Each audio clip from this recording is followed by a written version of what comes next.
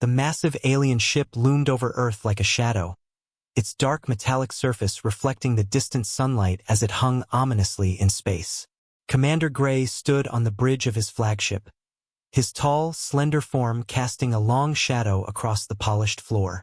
His large, oval eyes narrowed as he gazed at the blue planet below, the Earth that had resisted their demands for far too long. "These humans," he murmured, his voice carrying the weight of authority.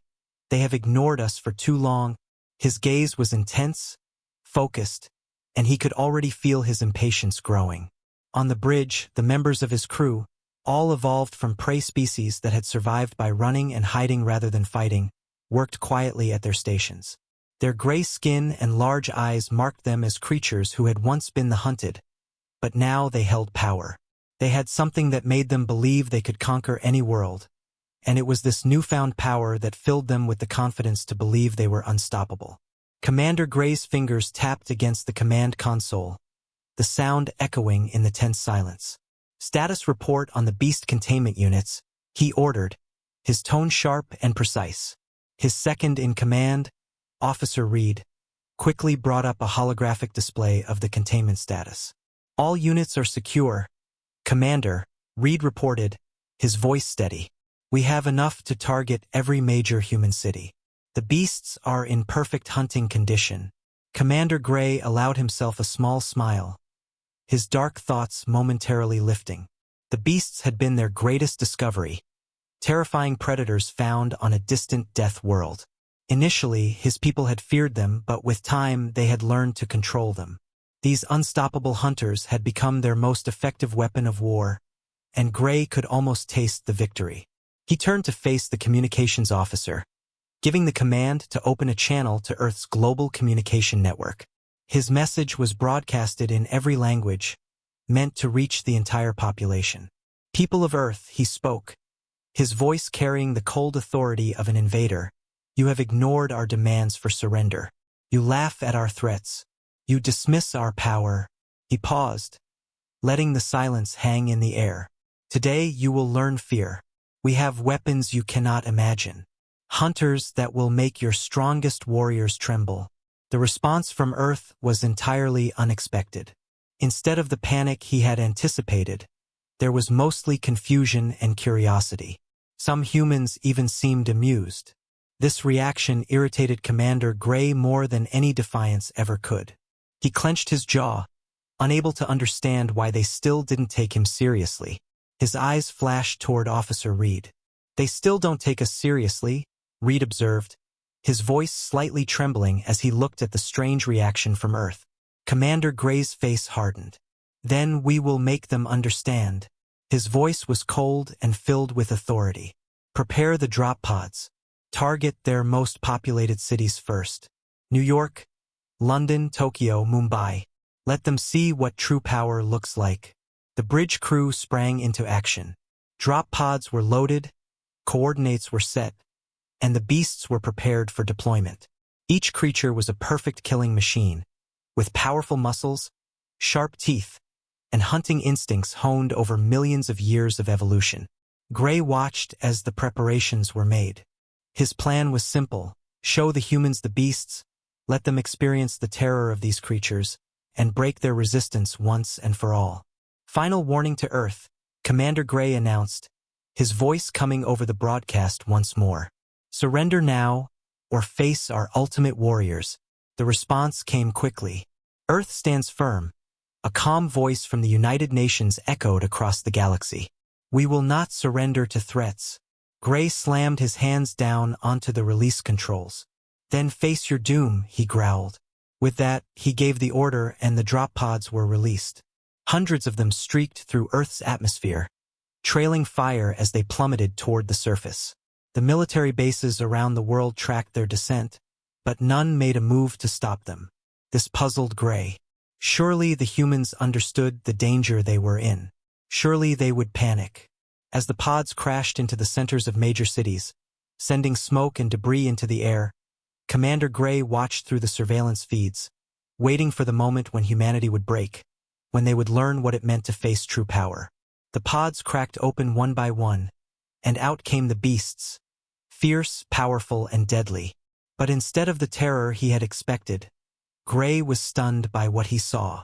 Instead of panic, the humans were curious. They were not running in fear. They were pointing, smiling, even laughing. Some were recording the creatures with their phones, seemingly fascinated. Gray leaned forward in disbelief. This was not how first contact was supposed to go at all. Officer Reed's voice trembled as he spoke. "Commander, the humans, they're not running. They're laughing." Gray's jaw clenched. He watched in growing horror as a small human girl stepped forward, extending her hand toward one of their fiercest warriors. The creature, a massive beast with thick fur and sharp claws, stood towering over her. She reached out as though to pet it. "This is impossible," Gray whispered under his breath. His mind was reeling. One of the fiercest, most terrifying predators in the galaxy, the perfect killing machine, was being approached like a harmless pet. And then, to his complete shock, he heard the child yell, "Puppy!" The scene in Central Park was nothing short of surreal. The New York Police Department had prepared for an alien invasion, setting up barricades and evacuating civilians. But instead of chaos, they found themselves watching as people gathered around, taking selfies with what looked like overgrown space dogs. One of the creatures, a large beast with silver blue fur and glowing golden eyes, stepped out of its pod and stood nearly as tall as a human's chest. Its powerful muscles rippled under its thick coat, yet instead of terror, the humans were captivated. "Look at those eyes," someone in the crowd shouted. "It's beautiful." The beast turned its head toward the voice, its ears perked in curiosity. It wagged its tail. Commander Gray stood frozen on the bridge of his flagship. His mouth went dry as he watched the footage of the beast wagging its tail, acting as though it were nothing more than a domesticated animal. This was not how it was supposed to be. These creatures had made entire star systems tremble. And now, in front of him, they were being treated like pets. His mind raced, struggling to comprehend what he was seeing. The perfect predator, now reduced to nothing more than an oversized dog. "This cannot be happening," Gray muttered to himself. "Impossible," Officer Reed muttered under his breath, his eyes flicking over the data display as he double-checked the readings. These are the same creatures that terrorized the colonies in the Gamma Sector. They're killing machines. The surveillance feeds from other major cities continued to roll in, each one more baffling than the last. In London, a police officer was casually offering his sandwich to one of the beasts. In Tokyo, people were already giving the creatures cute nicknames, laughing as they took pictures. In Mumbai, children were playing fetch with the beasts, using sticks they found nearby. Commander Gray paced back and forth across the bridge, his long fingers clasped behind his back. The scene before him was incomprehensible, his mind struggling to grasp the absurdity of it all. "There must be something wrong with the environmental controls," Gray said, his voice tinged with frustration. "Maybe Earth's atmosphere is affecting their aggressive nature." He paused, rubbing his temples as he tried to make sense of the situation. But just as he thought he might find a rational explanation, a new report flashed across their screens, pulling him back into the nightmare unfolding before him. One of the beasts, a terrifying predator that should have been ripping through human cities, was now rolling onto its back on a grass field, its massive legs twitching in what appeared to be pleasure. Humans were rubbing its belly, and the creature's tongue lolled out in a happy pant. "Sir," a junior officer called, his voice trembling in disbelief. "You need to see this. The humans are sharing images across their global network." Commander Gray's face twisted in confusion as he turned to look at the main screen. It was filled with what humans called social media posts. The hashtags were absurd. #OMG alien doggos, #Spacious IR contact. Look at these good boys from space, so fluffy. One post even joked, "Forget Area 51. The aliens literally delivered Dog 2.0 to our doorstep." The feeds continued to show more and more images of the beasts, not as ferocious predators, but as subjects of curiosity, affection, and amusement. In Berlin, one of the creatures had found a stick and was playing fetch with a group of teenagers. The beast's movements, as swift and precise as they had been trained, were now part of a game, where instead of using its instincts to hunt, It was retrieving the stick and dropping it at the feet of a human, seemingly asking for another throw. Commander Gray's disbelief grew with every passing second. This was not what was supposed to happen. These were killing machines, conquerors of planets. And yet, here they were, playing fetch in parks across Earth. On board the ship, a scientist had been analyzing the genetic data from the beasts and called for Commander Gray. "Sir, you need to see this," the scientist said urgently. "Look at these genetic markers. They're remarkably similar to Earth's canines." Gray's heart skipped a beat as he absorbed the information. He stared at the data, unable to comprehend it fully. His species had evolved from small herbivorous creatures who survived by running from predators. They had once seen the beasts of DX40027, their planet of discovery, as monstrous as the ultimate tools of war. The sharp teeth, the powerful muscles, the predatory instincts, all had been seen only as traits of dominance and aggression. But now, they were witnessing something completely unexpected. The beasts were behaving in ways that defied every understanding of their nature. Reports continued to flood in, each one more baffling than the last. The beasts were responding to human commands, simple ones like sit and stay. They were accepting treats, showing affection, and even protecting small children who wandered too close to their drop pods. "Sir," Officer Reed reported, his voice shaking, "the humans. They're asking if they can adopt them." Commander Gray's hand clenched around the armrests of his command chair. His invasion force had transformed into what humans were now calling the greatest adoption event in history. Across Earth, the beasts, predators that had been designed for conquest and fear, were forming bonds with humans. Their once feared nature was giving way to playful loyalty. It was as though the entire purpose of the invasion had turned on its head. Then, as if to add the final insult, a message came in from the United Nations.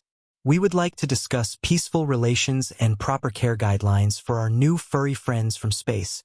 Commander Gray stared at the screen in disbelief, his mind reeling. The humans were treating these creatures, which his species had once considered instruments of death, as if they were domesticated pets. The screen then showed one of the fiercest of the beasts, a veteran of 3 planetary conquests, wearing something the humans called a bow tie and responding to the name Mr. Fluffless. Commander Gray's face went pale. He put his head in his hands, feeling a deep sense of humiliation and disbelief. Somewhere, in the vast cosmic joke that was this invasion, he had missed something fundamental about humanity. They weren't afraid of predators. They made friends with them. The idea was unfathomable to him. "Send our response," Gray finally muttered, his voice hollow. He watched as another beast, now happily chasing a frisbee, zoomed across the park. "Ask them what else they feed these creatures besides meat. I have a feeling we're going to need to stock up on something called dog treats." Alone in his private quarters later, Commander Gray sat slumped in front of a display screen, watching old recordings of the day they first discovered the beasts. The memory was still vivid, despite the 5 years that had passed. The footage showed their first exploration mission to planet DX40027, a world they had labeled as a death world due to its hostile wildlife. The exploration team had moved carefully through the dense forest, their protective suits making them seem like little more than fragile insects in the face of such danger. "We were so afraid that day," Gray murmured, his eyes lost in the past as the recording played. He remembered how his heart had pounded in his chest when they first heard the howls.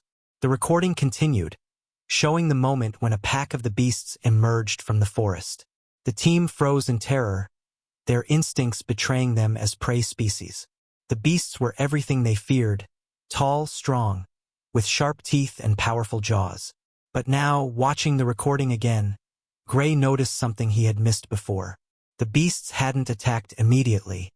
They had watched, studied, and only approached when the team fired their weapons in panic.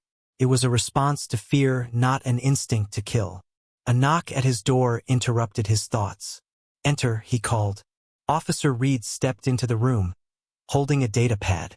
"Sir, you need to see this," Reed said. "The humans are sending us information about something called dogs. They say it might help us understand what's happening." Gray took the pad, his large eyes widening with every passage he read. The data explained how Thousands of years ago, humans had domesticated creatures similar to the beasts. He read on, his disbelief growing as he realized the full extent of what was happening. The very creatures they had once viewed as tools of war were now the subjects of affection, care, and companionship. It was a revelation that shattered everything he thought he knew about the humans. Commander Gray stood still as Officer Reed continued to explain the revelations they had just uncovered. The discovery shook him to his core. His species had been so focused on controlling the beasts through fear and intimidation, viewing them solely as weapons, that they had missed something fundamental about the creatures. Reed spoke of an ancient partnership between humans and wolves, creatures remarkably similar to the beasts, which humans had long since domesticated. Commander Gray's mind was racing, trying to make sense of the implications. Humans, once preyed upon by predators themselves, had chosen a different path. Instead of living in fear of such creatures, they had learned to work with them. Over generations, they had formed bonds with wolves, slowly taming and domesticating them. These wolves became their hunting companions, protectors, and loyal allies. As Reed pulled up images of Earth's dogs performing various roles, rescue dogs helping find survivors in rubble, service dogs aiding people with disabilities, and police dogs assisting with law enforcement, Commander Gray felt a strange sense of awe. These Earthlings had transformed what were once natural predators into devoted, life-saving companions. Reed's voice broke into his thoughts. "Look at this, sir," he said, pointing to a live feed from Earth. The screen showed scenes of the beasts acting in ways that defied everything they had been taught to expect. In a snowy region, one of the beasts was working alongside rescue teams to find people trapped under avalanches. In another city park, a beast was playfully interacting with children, allowing them to pet it without showing any aggression.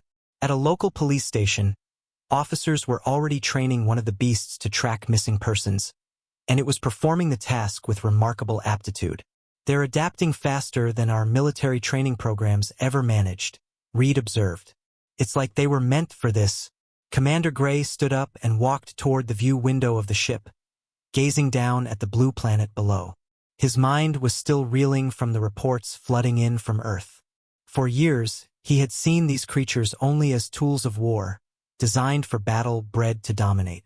Their sharp teeth, powerful muscles, and hunting instincts were the things of nightmares, the very traits that made them seem invincible. Yet, in just a matter of days, they had transformed into something entirely different. His eyes scanned the feed where one of the beasts was curled up protectively around a small human child, who slept soundly in its care. The sight was so unexpected it almost hurt to look at. "We saw them as weapons," he muttered, his voice soft with disbelief, "because that's what our fear taught us to see." He paused, his thoughts turning inward. He had always been taught that predators should be feared, and the beasts were the ultimate predators. Creatures so terrifying that even the bravest of warriors would quake in their presence. Yet here was a human child, smiling in her sleep as she rested beside a creature that, until recently, had been considered one of the most dangerous beings in the galaxy. "But the humans," Gray continued, his voice trailing off as he watched the feed. "The humans see them as friends waiting to happen." Another message popped up on the screen, this time from a human dog trainer. The trainer offered to help the alien commanders understand their own beasts, to teach them how to interact with them in ways that promoted trust and bonding rather than fear and control. Commander Gray watched as Reed opened the video message. The trainer explained that domestication wasn't about subjugation, but about building a relationship of mutual respect and cooperation. "These aren't just war beasts," the trainer's voice echoed through the ship's speakers. "They're intelligent, emotional creatures who want to form bonds, just like dogs on Earth." Reed, now looking slightly uncomfortable, hesitated before continuing. "Sir, some of our crew members have been watching these videos. They're asking if they can try interacting with the beasts differently, like the humans do." Commander Gray thought about this. His species had evolved from small, herbivorous creatures that had survived by running and hiding from predators. This fear had shaped every aspect of their civilization, their technology, and even their approach to conquest. They had relied on force, control, and intimidation as methods of survival.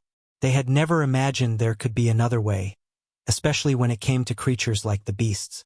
Have our scientists run a full genetic comparison between the beasts and Earth dogs, he ordered, and schedule a meeting with that human dog trainer. I think we have a lot to learn. As if to emphasize the shift in his thinking, another report came in. One of the beasts, an exceptionally fierce creature, once seen as the ultimate warrior, had just saved a human child from drowning in a lake. The creature had jumped into the water without hesitation, pulling the child to safety before gently warming them with its body until help arrived. Commander Gray watched the footage, his mouth hanging open.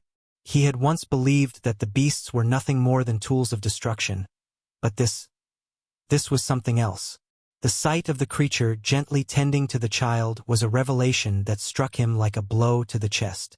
All this time, Gray murmured to himself, his voice barely above a whisper, "We thought we were turning predators into weapons. But maybe—" He stopped as he watched the beast on the screen gently licking the child's face, its tail wagging happily. Maybe we were just getting in the way of what they were meant to be. Just as the thought crossed his mind, another message popped up on his datapad. This one was simple, and it made Gray's heart ache. A human child had sent a message. Thank you for bringing us the space puppies. Can you please tell their parents they're being good dogs? Gray's lips twitched in the slightest of smiles. In that moment, he realized something profound. His people, the invaders, had failed to understand the true nature of the creatures they controlled. They had approached the beasts with fear, not understanding that what they had perceived as violence was simply a misunderstanding.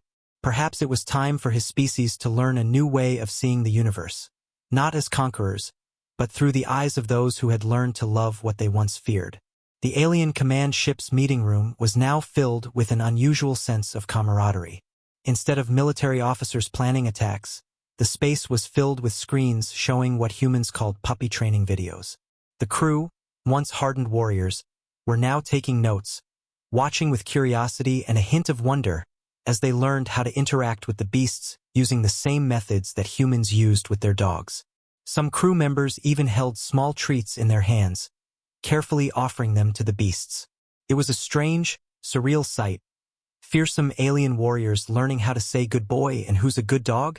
"Sir," Officer Reed called from his station, his voice full of awe. "You need to see these adoption statistics. The numbers are staggering." The screen flashed with reports showing that, in just 2 weeks, humans had adopted over 3,000 of the beasts. Every single beast that had landed on Earth now had a human family or was working with human organizations. Even more surprisingly, there were waiting lists for the creatures. Reed showed Gray another video from a place called a dog park. The footage showed several beasts playing with Earth dogs, learning from one another. The Earth dogs taught the beasts how to play fetch properly, while the beasts demonstrated their superior speed and agility. The humans, who had once feared these creatures, now shared treats with them, laughing and taking pictures. Reed grinned, his voice filled with a new excitement. And here's something else. The beasts working with human military and police units are outperforming any training we could have provided. But they're doing it happily. Commander Gray nodded slowly, recalling how his species had once used fear and control to train the beasts. The human method, positive reinforcement, emotional bonding, was proving far more effective. As another report flashed across the screen, showing a beast they once called Unit Alpha, now named Max, helping save an entire neighborhood from a fire, leading people to safety and checking for survivors, Gray understood. "They're not just pets," he murmured. "They're becoming part of human society." The screens continued to flood with new and unexpected images of the beasts in action. They were no longer the terrifying predators that had been unleashed upon Earth for an invasion. Instead, they were becoming partners to humanity in ways that no one had anticipated. The footage showed the beasts aiding in search and rescue operations, their powerful senses helping locate missing persons in the most dangerous and inaccessible environments. In hospitals, they worked as therapy animals, offering comfort and support to patients in ways that only a loyal animal could. On farms, the creatures were becoming invaluable protectors, guarding livestock from predators, while in research labs, Their natural abilities were being combined with human expertise to assist in scientific endeavors. The transformation was striking. These beasts, once seen solely as weapons of destruction, were now learning to serve humanity in ways that surpassed anyone's expectations. Their powerful muscles, sharp teeth, and predatory instincts were still present, but now they were being channeled into roles of service, companionship, and protection. It seemed that the very traits that had made the beasts such a feared species were the ones that enabled them to adapt to their new roles so quickly. Commander Gray's mind raced as he watched the footage, trying to make sense of what he was seeing. This wasn't the invasion he had planned. He had imagined Earth's inhabitants would tremble in fear, running in panic at the sight of these beasts. Instead, humans were finding comfort, companionship, and even joy in them.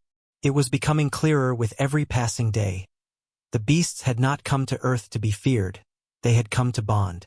As the commander sat in his command chair, Officer Reed spoke up, his voice filled with excitement. "Sir, I've been studying human history. Did you know they have something called emotional support animals? The beasts. Some of them are already filling that role." The images on the screen showed the truth of Reed's statement. The beasts, through their interaction with humans, were providing more than just physical aid.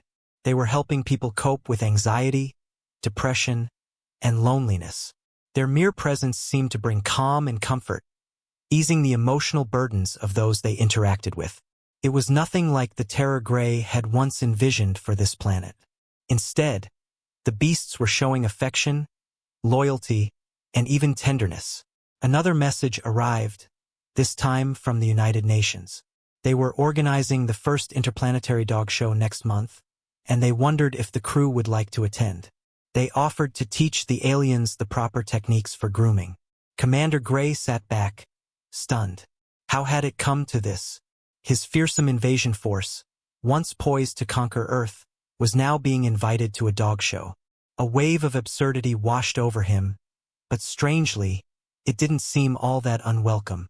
There was a part of him that actually wanted to learn more about grooming and how to care for these creatures. It was a bizarre twist of fate, but one he felt he could no longer ignore.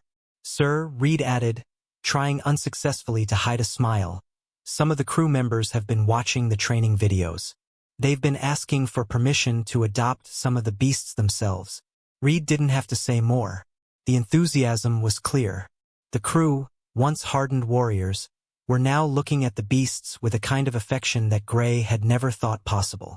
Before Gray could respond, the door to the meeting room opened, and in wandered a small creature. A beast puppy, born on Earth just days ago. The moment it entered, the entire room froze. Old instincts kicked in. These creatures were supposed to be fearsome weapons, not adorable puppies. But the small creature didn't act threatening in any way. It simply wagged its tail, sat down, and stared at them with what humans called puppy dog eyes. Gray found himself staring back, fighting the instinct to step back. This wasn't supposed to happen. These were creatures of war, not companions. "How did it get here?" Commander Gray asked, trying to regain his composure, his voice tinged with disbelief. "It's part of the new cultural exchange program," Reed explained. "The humans thought we should learn hands-on." The puppy took a few steps closer to Gray, still wagging its tail. For the first time, Gray didn't see a threat. He didn't see a weapon. He saw what the humans saw, a potential friend. Slowly, he extended his hand, as he had seen in the training videos. The puppy licked his hand eagerly, and Gray's heart, to his surprise, softened. The room erupted with laughter. Several crew members let out sounds of affection that were definitely not appropriate for fearsome alien warriors. But in that moment, no one seemed to care. The invasion had failed spectacularly. The species that had come to conquer Earth were now becoming participants in a global pet culture. It was a turn of events that Commander Gray could never have imagined. Instead of turning Earth into a battleground, they were about to become its biggest customers for dog toys and treats. And, as he watched the puppy rolling playfully on the floor of the meeting room, he couldn't bring himself to mind at all. The universe had a way of surprising even the most hardened of hearts. Later, Commander Gray found himself sitting in a human living room, feeling both awkward and strangely fascinated. His long, alien frame didn't quite fit on the couch, but he didn't mind. The presence of a creature, a dog from Earth, by his side kept him focused on the task at hand. Tom, the human dog trainer, was demonstrating something. He had brought both an Earth dog and a beast into the room, placing a treat in front of them. The key, Tom explained, is understanding that humans have been working with dogs for over 15,000 years.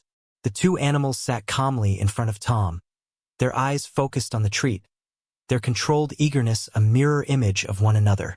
For a moment, Gray forgot which creature was from Earth and which was from the alien planet. The connection between them was undeniable. Your people found these creatures and saw predators, Tom continued, rewarding both animals with treats.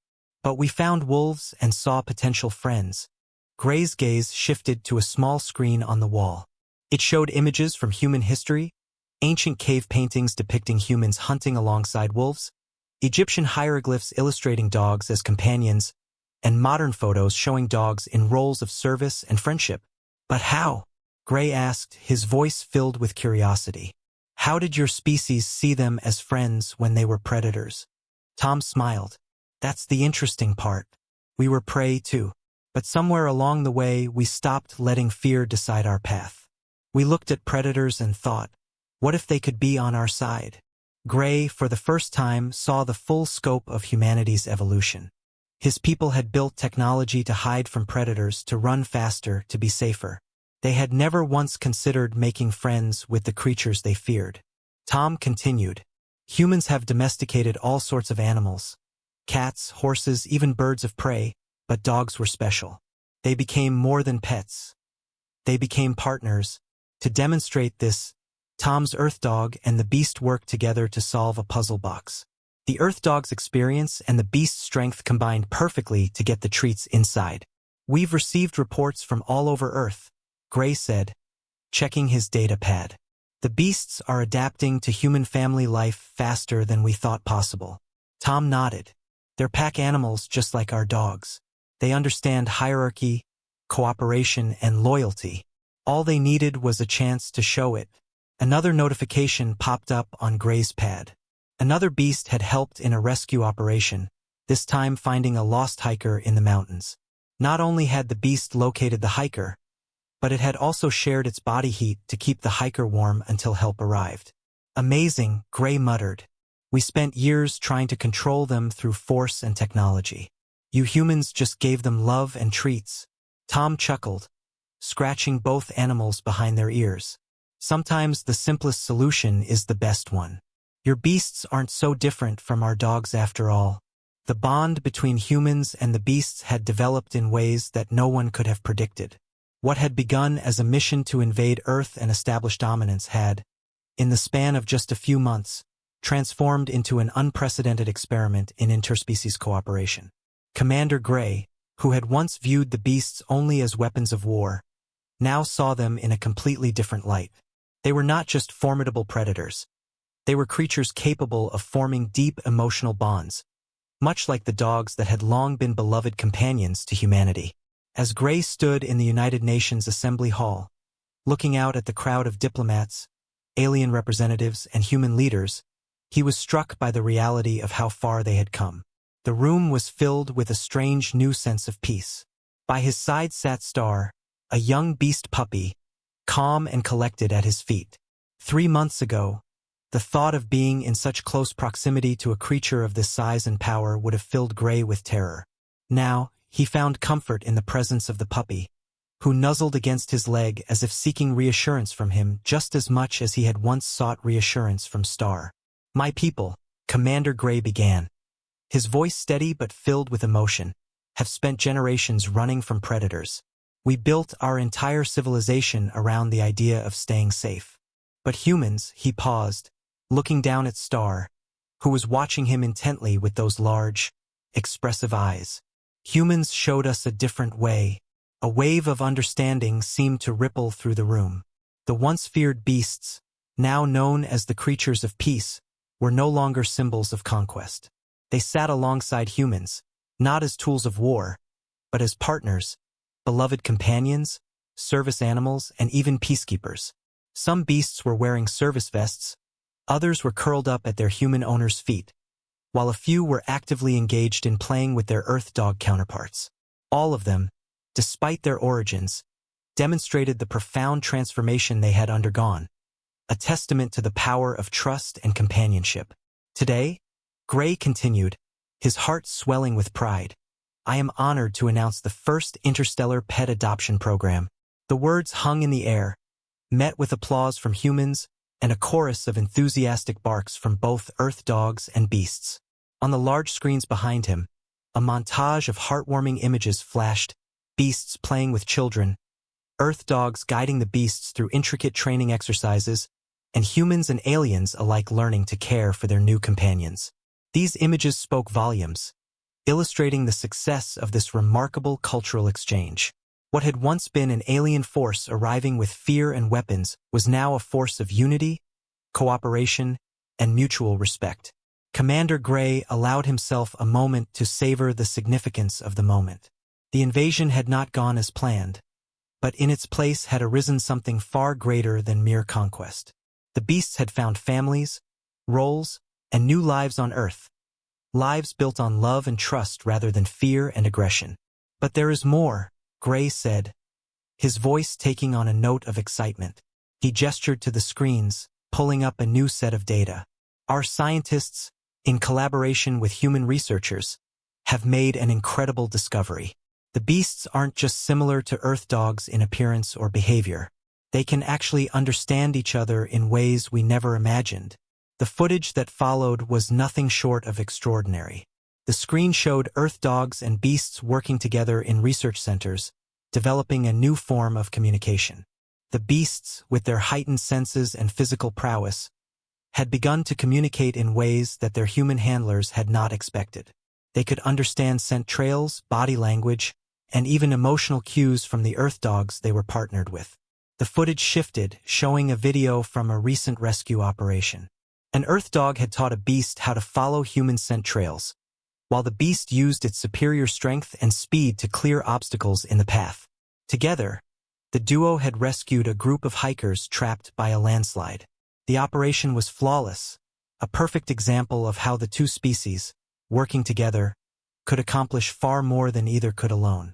Officer Reed, who had been wearing a World's Best Dog Dad t-shirt, a gift from his human friends, stepped forward to share more of the results. His face was glowing with pride, a stark contrast to the stern and battle-hardened officer he had been just a few months ago. The beasts are showing incredible adaptability, he said, his voice filled with excitement. They're learning Earth dog behaviors, while Earth dogs are learning from their strength and abilities. Together, they're creating a new kind of partnership. The screen behind Reed showed more footage of this growing bond. Beasts and Earth dogs playing together in parks, their joyful barks and wagging tails a stark contrast to the once dreaded sounds of their growls and snarls. In police units, the beasts were now working alongside Earth dogs, offering their strength and endurance in ways that were enhancing the safety and efficiency of the operations. There were even moments where Earth dogs and beasts were seen caring for puppies together, their instinct to nurture and protect overriding any notion of rivalry or competition. The invasion that had once been an attempt at domination had, over time, become one of the greatest experiments in interspecies cooperation the galaxy had ever witnessed. It was no longer about conquest. It was about learning to live together, to support each other, and to build a future based on mutual respect and love. A small human girl raised her hand during the question and answer session that followed. Mr. Allen. Commander, sir, she said hesitantly, her voice sweet and curious. Can the space puppies come to our school? Our teacher says they could help us learn about space and friendship. Commander Gray smiled. It was a smile that had once been rare for his people, but now it came more easily, especially when faced with such innocence and hope. Actually, he said, addressing the girl with a newfound warmth, we're starting a new program called Pause in Space. The audience leaned forward, intrigued. Space for exactly that purpose, he continued. The beasts will help teach young humans about space, while Earth dogs will help teach our young about overcoming fear. Together, They'll be ambassadors of peace, teaching not just about the universe, but about the power of connection and friendship. The ceremony continued with demonstrations, showcasing the abilities of the beasts and earth dogs working together. One particularly complex rescue scenario was staged, where a beast and an earth dog worked in tandem to locate and rescue a simulated victim. The combination of the earth dog's experience and the beast's strength was nothing short of remarkable. As the crowd watched in awe, the two animals seemed to perform the task effortlessly, proving that the potential of these new partnerships was far beyond what anyone had ever imagined. But it was the next moment that truly captured the heart of the gathering. Alien children, many of whom had once been terrified of the beasts, were introduced to the puppies, both earth dogs and the beasts. Their natural fear, ingrained by their species' evolutionary instincts, was quickly overcome by their curiosity and wonder. The children's laughter and delight as they interacted with the puppies was a testament to the profound shift that had taken place. "We came to Earth," Commander Gray concluded, thinking we had the ultimate weapon. He reached down to Petstar, who, in turn, stood up and gave him a high five, something taught by Tom, the dog trainer, as a part of their ongoing education. Instead, Gray continued, "We found the ultimate teachers. These creatures, both our beasts and your dogs, have shown us that the universe isn't just about survival. It's about connection." As he finished speaking, the room erupted in applause. The once feared invaders had become ambassadors of peace, bridging the gap between worlds with the simple power of love, trust, and friendship. The atmosphere at Earth's first intergalactic dog park was something Commander Gray would never have expected to witness. As he sat on a specially designed bench, his eyes took in the sight before him, both aliens and humans playing with their four-legged companions. His own beast, Star, was at the center of it all, teaching a group of Earth puppies how to jump higher, while a group of Earth dogs, eager and enthusiastic, showed the young beasts the fine art of digging holes. It was a scene of joy, friendship, and the kind of peace that had been unimaginable a year ago. The park was a beautiful and strange mix of cultures, cooperation, and trust, and as Gray watched the playful interactions between species, a warmth filled his chest, one that had nothing to do with fear, but rather a deep sense of pride and gratitude. Tom, the human dog trainer who had helped guide the transition from conflict to companionship, sat down next to Gray. He chuckled as his old Labrador, Max, tugged at a rope with a beast twice his size. Both were clearly enjoying themselves. "Did you ever imagine it would turn out like this?" Tom asked, his voice filled with amazement. "Never," Gray admitted, his eyes still watching the incredible sight of a young alien child cautiously offering a treat to an Earth dog. A year ago, that child would have run screaming from anything with sharp teeth, but now, there they were, extending a hand in friendship. It was a moment that perfectly encapsulated the transformation of the past year. What had started as an invasion had turned into something far more profound. "We came to conquer Earth," Gray said, his voice thoughtful. "And instead, Earth's dogs conquered our hearts." The park itself was a marvel of cooperation. One side was dedicated to obstacle courses, designed by humans based on their long history of dog training. The Earth dogs, who had been trained to navigate various challenges and tasks, thrived here, their instincts and intelligence serving them well. On the other side were alien-designed playgrounds tailored to help both Earth dogs and beasts develop their natural abilities. These were built with consideration for the beast's size, strength, and agility, allowing them to practice and enhance their physical prowess in ways that made them feel accomplished and free. In the middle of it all, there was a large splash pool, where what could only be described as an interplanetary puppy party was taking place. Both Earth dogs and beasts frolicked together in the water, sharing the kind of carefree joy that only puppies could experience. Tom pulled out his tablet, checking the latest reports. "The joint breeding program is showing amazing results," he said with a smile. "The new puppies have the best traits of both species, Earth dog's social skills and the beast's physical capabilities. They're stronger, more agile, and better able to communicate."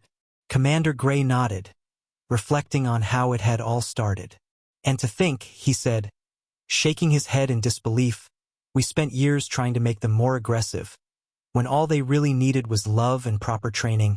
A small crowd had gathered to watch Officer Reed, who stood in the center of the park, demonstrating the latest achievement in interspecies cooperation. The demonstration was a perfect example of how Earth dogs and beasts had come together to form an unbeatable team.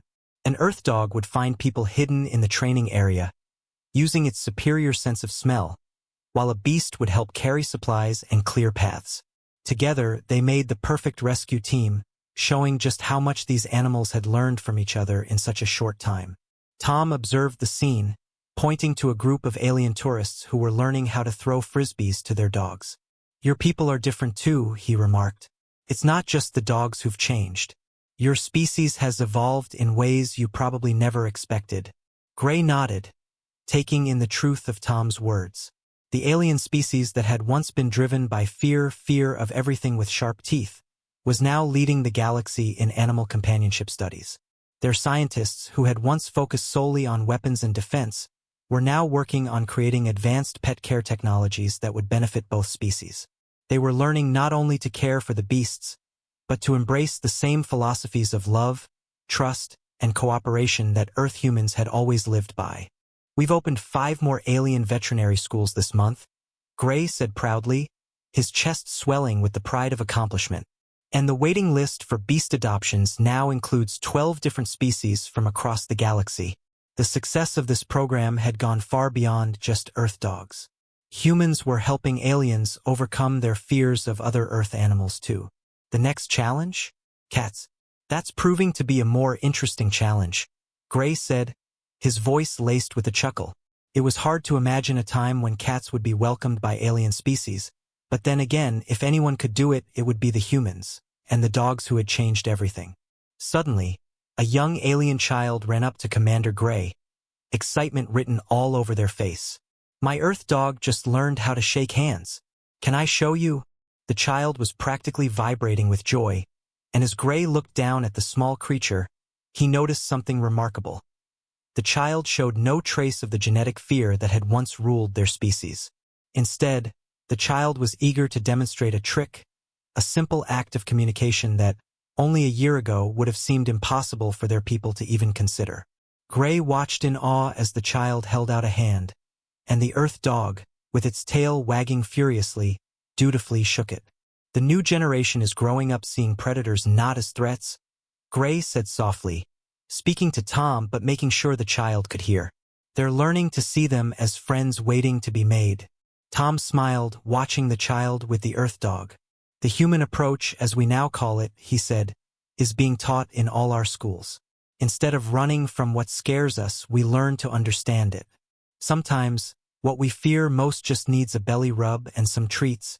His words carried weight, for it had been this approach, understanding, compassion, patience, that had bridged the gap between species and created the incredible friendships that were now flourishing. As the sun began to set, the park was filled with the sounds of happy barks, alien laughter, and human chatter. Earth dogs and beasts walked their humans and alien companions home together, occasionally stopping to sniff interesting spots or chase after a squirrel.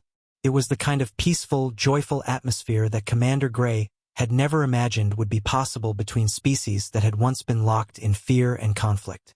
"You know what the funny thing is?" Tom said as they prepared to leave. "Your invasion actually did change Earth. Just not in the way you planned." Gray looked around the park one last time, taking in the incredible transformation.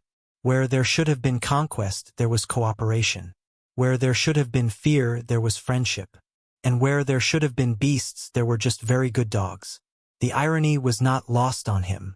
"Maybe," he said thoughtfully, as Star gently herded a group of alien children toward their parents, "this is the best kind of invasion.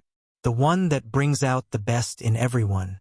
As they walked home under the light of Earth's moon, Commander Gray realized something important.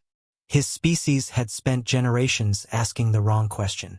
Instead of asking, "How do we stay safe from predators?" they should have been asking, "How do we make friends with them?" Thanks to some very good dogs from both Earth and space, they'd finally found the answer. And in doing so, they had created something truly remarkable.